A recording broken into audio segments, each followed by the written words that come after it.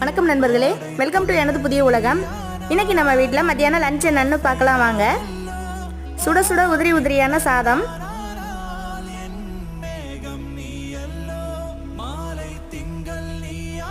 மொறு மொறுன்னு பாறை மீன் வறுவல்,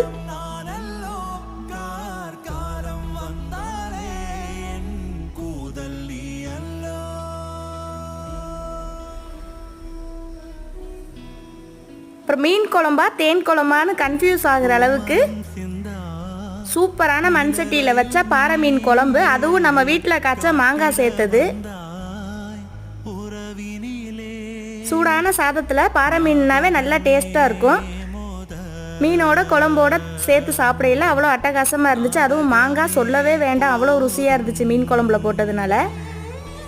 மீன் வறுவலும் நல்லா மொறு மொறுன்னு கிறிஸ்பியாக இருந்துச்சு. இதான் இன்னைக்கு நம்ம வீட்டு லஞ்சு.